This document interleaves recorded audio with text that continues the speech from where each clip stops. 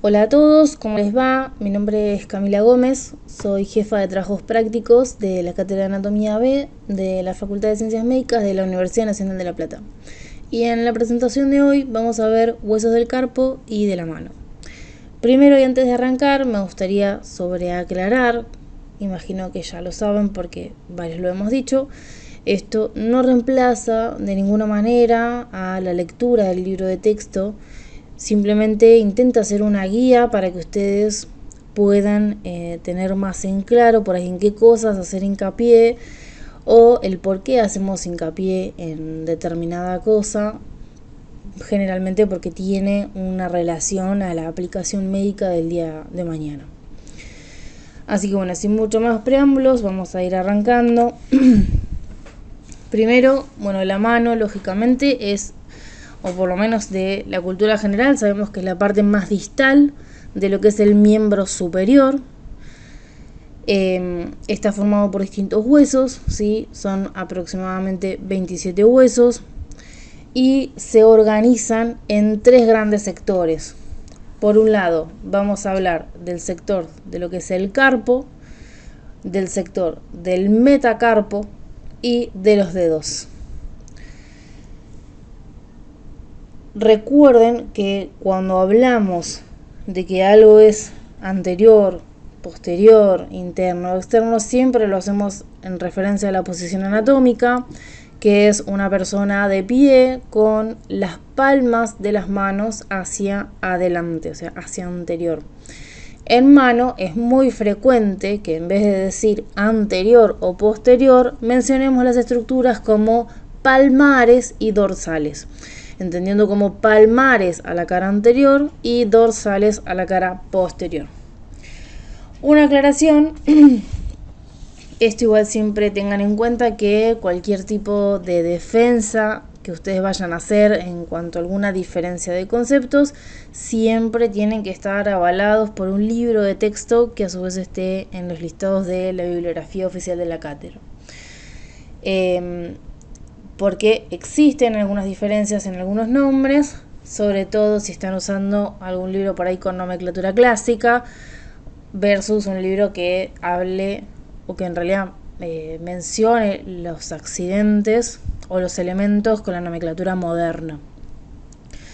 Hay una gran diferencia también, sobre todo en mano, porque cuando nosotros hablamos de interno-externo o medial y lateral, en algunas traducciones que decimos es medial A o lateral A, en las estructuras generales vamos a usar el eje medio del cuerpo. En cambio, en la nomenclatura moderna, las manos y los pies tienen su propio eje. Entonces, algo que sea interno, externo, o por ejemplo los músculos, si es aproximador o separador, o realiza aducción o abducción, serían las otras palabras, es en referencia al eje de la mano. Los ejes de la mano, el eje de la mano, mejor dicho, es una línea que la pueden ver dibujada acá, que pasa bien por el medio, o sea, por el medio del dedo medio, valga la redundancia, y en el pie es de la misma forma. Entonces todo lo que se acerque a esa línea va a ser, por ejemplo, en el caso de los músculos, aducción o aproximación, y lo que se aleje de esa línea va a ser abducción o separación. Importante, más que nada, tener en cuenta cuando hablamos de la región hipotenar. Pero bueno, ahora en la parte ósea mucha diferencia no nos va a hacer, pero está bueno, ya que estamos viendo un poco de generalidad de la mano, tener en cuenta esa diferencia. Dijimos entonces que los huesos de la mano se iban a organizar en tres grupos y vamos a hablar de los huesos del carpo. Los huesos del carpo son huesos cortos que se organizan en dos filas. Una fila proximal o primer fila y una fila distal o segunda fila. Siempre cuando ustedes vayan a mencionar cuáles son los huesos que forman tal o cual fila, siempre tengan en cuenta de hacerlo ordenado. O lo hacen desde lateral hacia medial o externo a interno, o al revés, desde interno o medial hacia el lateral. Recuerden que siempre estamos hablando en referencia a la posición anatómica. Entonces, si describimos la primer fila o fila proximal o fila superior del carpo yendo desde externo o lateral hacia interno o medial, vamos a hablar en primer lugar del hueso escafoides, en segundo lugar el hueso semilunar, en tercer lugar al hueso piramidal o triquetral y en cuarto lugar al hueso pisiforme.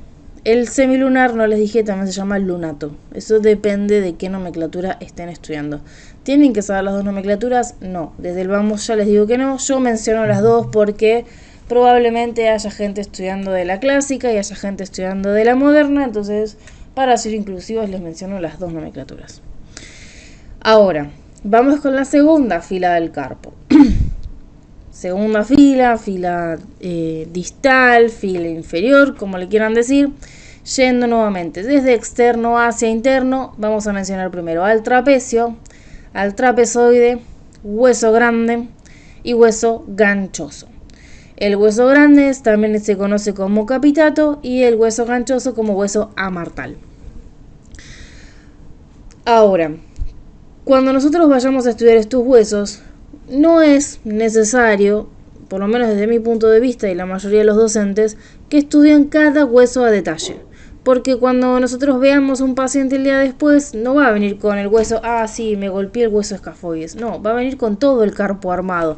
Y nosotros tenemos que reconocer, tanto en radiografías o estudios de imágenes o mediante la exploración, a todo el carpo en su conjunto.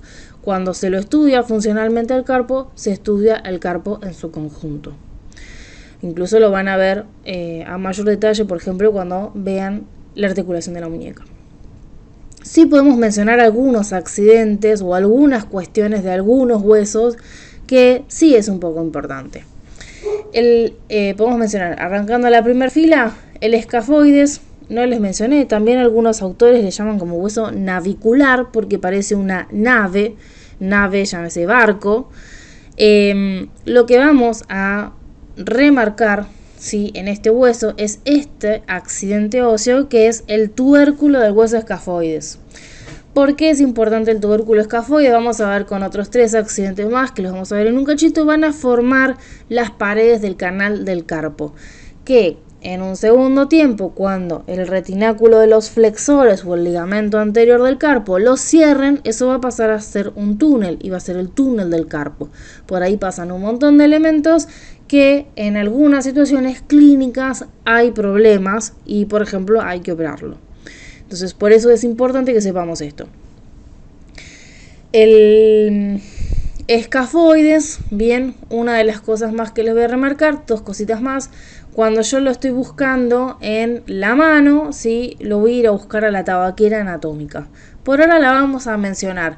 La tabaquera anatómica va a tomar mucha más forma cuando veamos los músculos de la muñeca, que ahí van a ver que justamente entre 2 músculos se forma este espacio topográfico que es la tabaquera anatómica. Escafoides también es importante porque tiene una irrigación particular en la cual la arteria ingresa por uno de sus extremos. El hueso escafoides es uno de los huesos que más fácil se fractura a nivel de la muñeca y muchas veces pasa que se fractura casi que a la mitad, por decirlo de una forma muy simple, rápida y rudimentaria por ahora. Lo van a estudiar mejor cuando cursen traumatología, pero se fractura en esta zona. ¿Y qué pasa? Se interrumpe la irrigación del hueso y por lo tanto, si no llega sangre, el resto se va a morir. Y eso se llama necrosis avascular.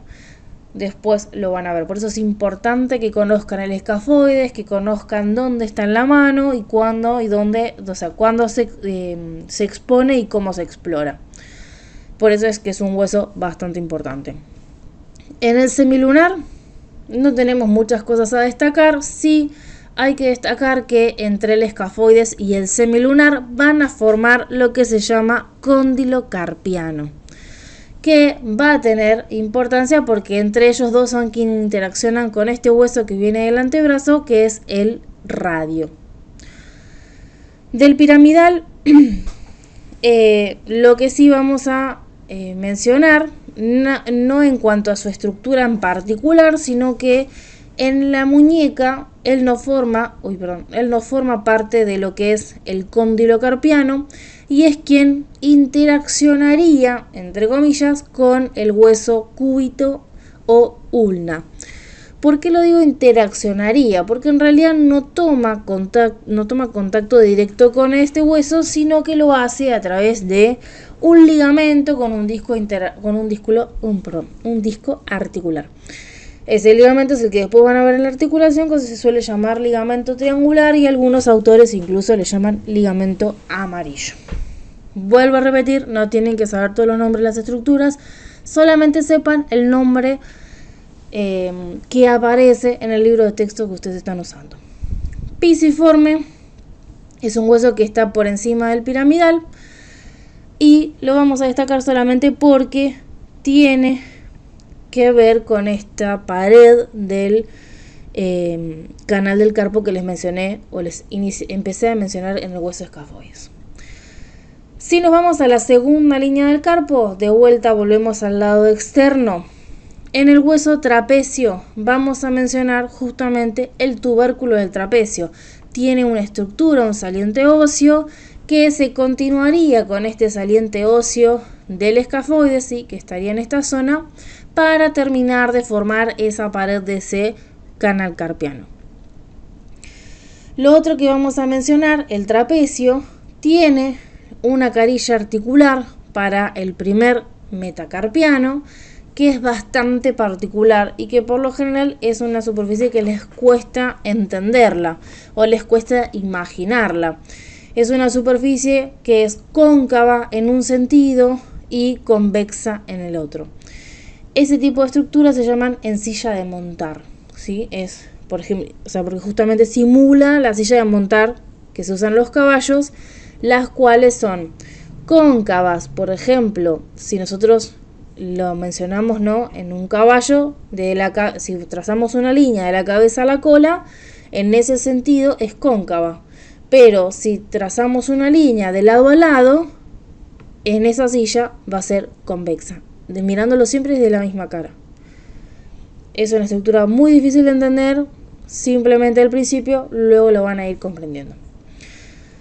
Del hueso trapezoide no vamos a mencionar mucho, ¿sí? Hueso grande o capitato es el hueso más grande del carpo y es el que con más huesos interacciona.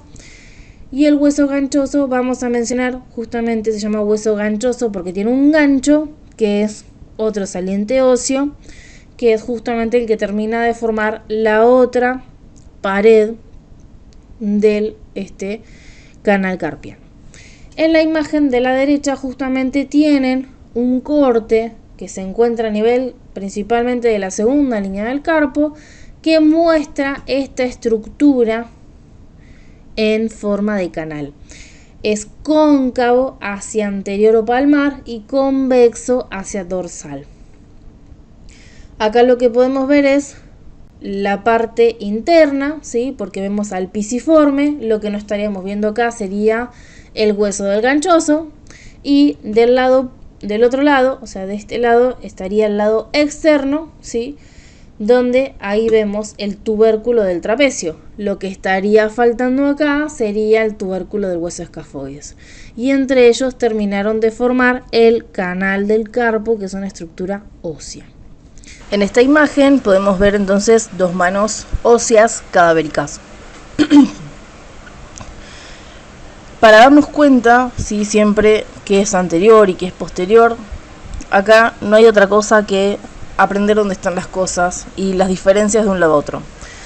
Entonces, por ejemplo, una de las cosas que podemos mencionar es que a nivel del carpo vamos a tener desde la cara anterior o palmar el canal del carpo, formado por el tubérculo del escafoides, del trapecio, el pisiforme y el hueso ganchoso, que ahora los vamos a ver. En la zona de los metacarpianos y las falanges, la cara palmar es cóncava, mientras que la cara dorsal es convexa, ¿sí? Entonces ahí, con eso rápidamente vamos a ver que la imagen de la izquierda es una cara palmar y la imagen de la derecha es una imagen de la cara dorsal. Vamos a ir a el carpo. Entonces, primera fila, repasando, que ya estuvimos viendo en las otras imágenes. Van a ver que si ustedes se ubican en las imágenes, cuando van a la imagen cadavérica, es lo mismo. Entonces, primer fila del carpo, segunda fila del carpo. El primer hueso de la primer fila del carpo, yendo de externo hacia interno, va a ser el escafoides o hueso navicular. Le sigue el hueso semilunar o lunato. Le continúa el hueso piramidal o piramidal. Triquetral era su otro nombre. Y pisiforme, acá, que está corridito de lo que es el hueso piramidal. Si prestan atención, se observa como que hay una superficie de distintas características, que eso es en realidad la carilla articular. Segunda fila del carpo. Acuérdense que tenemos trapecio con su silla de montar para el dedo pulgar, el hueso trapezoide, el hueso grande y el hueso ganchoso con su gancho. Primer metacarpiano, segundo metacarpiano, tercer metacarpiano, cuarto metacarpiano, quinto metacarpiano. Y después tenemos falanges. Primer falange o falange proximal, segunda falange o falange media y tercer falange o falange distal. Acuérdense que la puntita habíamos dicho que tenía esa forma de flecha, que era mucho más, esa tuberosidad, que era mucho más prominente o era mucho más denotable en realidad desde la cara palmar que de la cara dorsal. Vamos a la cara dorsal, a ubicar los huesos del carpo. Vamos a seguir manteniendo el mismo orden desde externo hacia interno. Entonces, una de las cosas que muy rápidamente nos hace ubicar externo es el dedo pulgar, y de ahí vamos: hueso escafoides, hueso semilunar o lunato, hueso piramidal o triquetral y hueso pisiforme. Primera fila. Segunda fila, hueso trapezoide, trapecio, me equivoqué, trapecio. En la base del pulgar es el trapecio, trapezoide, grande y ganchoso. En esta siguiente diapo vemos la bibliografía a la cual consulté, que son los libros que están avalados por la cátedra. Hay otros, yo seleccioné estos para este tema: el Gray, el Atarjet y el Sobota. El Sobota es un atlas. Siempre recuerden que tienen que tener de cabecera un libro de texto, y los atlas lo que hacen es complementar la información. Hay muchas cosas que en los atlas no se detalla y que sí lo detallan en el texto. El objetivo que ustedes siempre tienen que tener es leer la información para poder ir relacionando, y en un futuro, cuando ustedes piensen en algún tema o algo, tengan como un mini muñequito armado en su cabeza y puedan puedan volver a traerlo a la memoria e ir hablando de lo que quieran hablar.